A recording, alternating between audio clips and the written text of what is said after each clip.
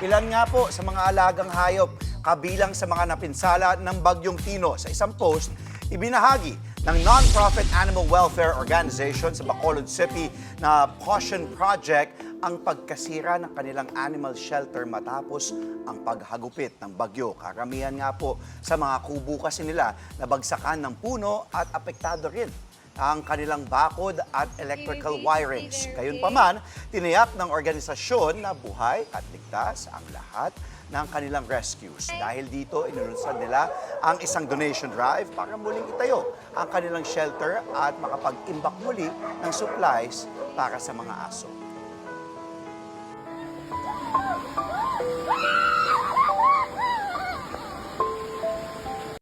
Naririnig mo talaga yung kanilang mga hinaing, ano? Sa Cebu naman, napahagulgol na lang. Ang babaeng yan nang makita ang kanyang mga alagang baboy na nalulunod na sa baha. Ayon sa post na ito ni Menard Castillo, isang alaga lang ang makita mong nalulunod ay nakakapanghina na. Ano pa, kung marami at panghanap buhay ang mga ito ng inyong pamilya. Sa bandang huli ay hindi matukoy kung ano ang nangyari sa mga alagang baboy na nakuhanan ng video. Wala akong masabi. Alam mo yun, talagang parang ramdam mo lang, no, yung hinagpis ng mga, of course, yung mga may alaga ng hayop, of course, yung mga kaanak nila na nawawala pa rin hanggang ngayon, di ba? Pagdating dito sa pinag-uusapan nga natin ng mga hayop na nawalan din ng kanilang tirahan, ano, sabi ko nga mahirap because wala pa tayo, at this point, wala pa tayong, let's say, SOP or yung Standard Operating Procedure on how do we rescue our pets in the middle of the sakuna itself, di ba?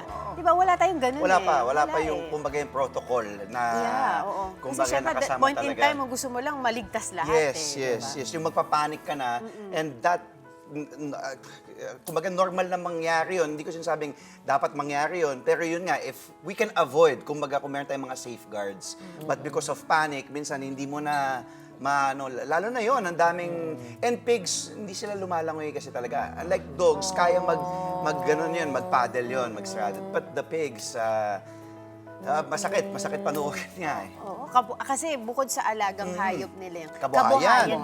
Correct. Oo. Pwedeng inahing baboy yan. Yes, oo, Pwede oo. yan ang pinagkakitaan nila.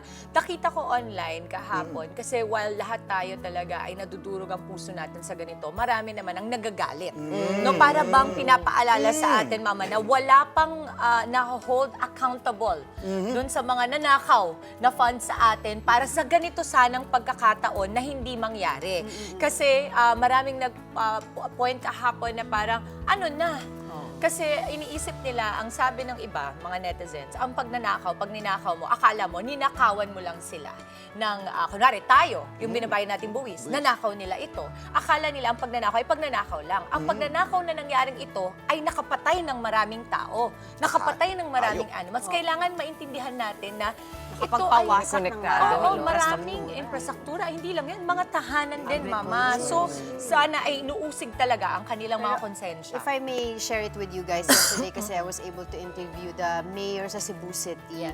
So, we were talking about also yung sa subdivision na binaha, nasira kasi yung retainer wall doon na nagmula yung tubig sa Butuanang River. Yung tubig ay mga sasakyan na nagpatong-patong. So I was asking, of course, for accountability. Sino ba may kasalanan? Bakit hindi chinek yung mga wall? Ganyan-ganyan sabi sa akin. Alam mo, sabi niya, at this point in time, nakafocus muna kami doon sa hahanapin namin yung mga nawawala, i-retrieve namin yung mga body na nawawala, 'di ba? I-clear muna namin yung mga kalsada, mabigyan namin ng mga ayuda yung mga tao nangangailangan. Then we will proceed to accountability. Kasi at this point in time, survival muna kami. Agree. Pero of course, hindi natin kailangan kalimutan na ito yung napipintong problema na dapat natin pag-usapan. Even the governor in the Cebu. At saka ang maganda, I think, maintindihan natin na while they are busy, of course, making sure that the rescues are happening very well, maaaring maganda rin na mungkahi para sa ating gobyerno magkaroon ng separate na organization na we will make sure na ang accountability na ito, ayun lang ang focus nila. Yun man. Doon naman, diba? of course, yung DPWH, ICI, etc. Kasi, Lalo diba? pa sa Cebu, napakadaming flood control projects din pala okay. dyan. No? So, kailangan nila imbestigahan yan, di ba? Kasi there are a lot of factors na po pwede natin masabi bakit nagkaganito. Diba? Una-una, of course, yung worsening climate change natin. Dahil sumusobra yung, isipin mo, sabi nila yung inulan daw nung isang araw o 2 araw ng Tino katumbas ng 1 buwan. So, ganun kadami yung tubig. Pero syempre, makita natin nagkaroon ng baha. So, may problema sa drainage system. mga Or ganito. urban planning Urban as well. planning, ganyan. So, yan yung mga iba-ibang mga factors that we need to take a look into also. So, ito pa mga kapatid, ang isang top story sa online world. Cambio po muna tayo. May pila po sa likod. Naku, opo, saan na? Likod ko ba? Yan po ang naging komento ng ilang netizens matapos po i-share ng aktres na si RC Munoz sa kanyang social media ang ilang litrato kasama ang South Korean actor na si Ji Chang-wook. Ini-upload po ni RC ang ilang behind-the-scene moments mula sa kanilang upcoming reality variety show na Kumusta? Tampok din sa proyekto sina Jody Santa Maria, Francine Diaz at Janela Salvador. Hindi pa man nailalabas ang ibang detalye ng nasabing collaboration ay marami na po ang excited at nakaabang dito. Hindi ko sorry, baka magalit yung mga Korean Di ba fan. naman Hindi sila ko po kasi magagalit? kilala eh. Alam ko namang Aegis kasi talagang favorite mo. Dahil Halit mo! hindi masama yun Pero ako din kasi, di ba, parang a lot of my friends are BTS fans. Oo, itatanong ko ako sino K-pop, to. fans. So, si Maui ang the best talagang Ay, resource person dyan. Kaya, di ba, meron tayong papunta Yung sa Korea. Korea Si Maui. Huwag niyo kalimutan biyahe Korea. Oo. So, what's so happy about what we're seeing now, Mama, is that the whole world is changing in terms of collaboration. Ibig sabihin, nagkakataon na talaga naman ang Pilipino, nakakaroon na tayo ng mga collaboration with our idols, ika nga. And syempre, alam mo, ginawa din nila yung homework nila at nakikollab sila dito sa mga stars natin. That means binigyan nila ng respeto itong sila. RC na isa palang Yeah, ARMY. Jody also. Si RC pala is ARMY. So, yan. Ji Makikita din natin yung perspektibo ng isang ARMY na talaga agree. Diba? So, So, ito maganda po yan. si itong Ji Ji Chang-wook. Hindi. Member siya ng Hindi, BTS. hindi. South Korean. Pero Korean actor siya. Akala ko kasi Pero- kapag ARMY, Ay, hindi, BTS. ARMY pang ARMY is BTS BTS lang talaga. yun. Pero very Pero- woke siya in terms of Korean pop culture. Okay na. okay. Thank you. Ang sarap din pala na meron kang hindi alam, no? Kasi laging niyang may alam eh. Ang hirap pag yung kaibigan mo, laging maraming alam. Alam mo bang nangyayari sa maraming alam? Maraming alam. Tinitinlok. Eto pa, ang isang usap-usapan po ngayon online. Love is definitely in the air. Nauna nang i-post ng 56-year-old Hollywood actress na si Jennifer Aniston sa kanyang social media account ang black and white photo nila ng life coach na si Jim Curtis, kung saan makikitang naka-back hug ito sa lalaki. May caption itong, "Happy birthday, my love, cherished," bilang pagbati sa 50th birthday ng kanyang rumored boyfriend. Pagkatapos ng ilang araw, si Jim naman ang nag-post ng ilang photos kasama si Jennifer at may caption na, "If this is a dream, I don't want to wake up." Hard launch it is, mapapasana all ka na lang talaga. Mag-abang Yeah, idol ko tayo. yun, Jennifer Aniston. Mag-abang na tayo na marami pang mga pictures na black and white ang dating. Kasi kasi ba pinauso sila na na niya. nauso? Si Cole at saka si yung Carly Jepsen, Diba? diba?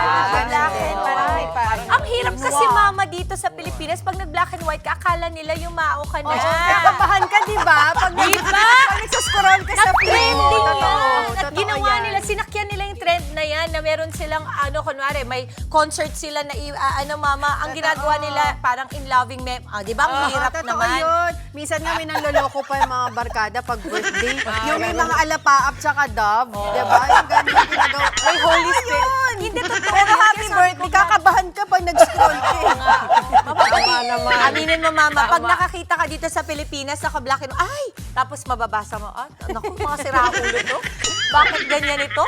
Pero siguro doon sa kanila, they live in so much color. They wanna mute it and say, okay, kayo nang bahalang magbigay ng kulay sa aming Parang photo.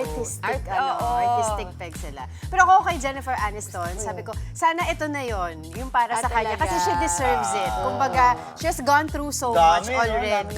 And Diba? publicly, In life. yun, Publicly, diba? diba? So sana ito na yun. Oo. Kung saan ka Ang hirap, masaya, ano, ang hirap girl. siguro kung lahat talaga nakikisaw-saw sa mga nangyayari. Ay, talaga ka, Mama. Ayun, Hindi di sila ba? tahimik. Na para bang sila ang may relasyon. Huwag yun ngayon Hindi, nakikita para ko bang ang kilalang-kilala gwapo. nila. Oo, physically a match sila. Match na match. Ang maganda pati kay Jim. Wow, Jim. First time Jim ako.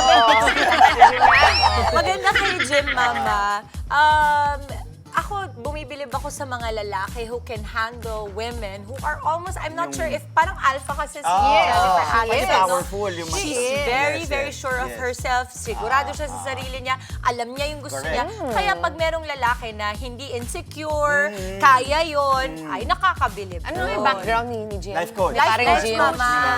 So, tamang-tama. So, yung relationship nila started as that. Na siya talaga yung nag-a-advise. Pati hindi siya high profile. Kasi di ba alam natin kay Jennifer Aniston Oo, has dated John a lot of Mayer, Brad Brad Pitt. Yung mga high profile na actors. At saka, ano daw kasi, alam ko alam, lahat yung mga ano niya, yung mga dating Friends ano kasi niya, niya. oo. Tapos kasi dahil nga birthday niya 50th, sabi daw Reese Witherspoon, which is her best friend, okay. in-invite niya lahat ng ex niya. Sabi niya, siya yung isa sa mga tao makikita mo na very friendly sa ex niya, na walang masamang tinapay. Kahit Amicable ginawan pa lagi siya ng yung- masama. Parang gano'n. Ang dami mong alam. Alam mo ba? Dito sa Pilipinas, pag maraming alam, Ano? magaling! Wala talagang downside. I love it. Ingat ka, ha? Ingat ka. Marami kang Text mo alam, si ha? kumaring Jennifer Aniston. Mga kapatid, Dimples Romana po, maging maalam at may pakialam sa mga napapanahong issue at headlines. Mag-follow na po at subscribe na sa social media pages ng News 5.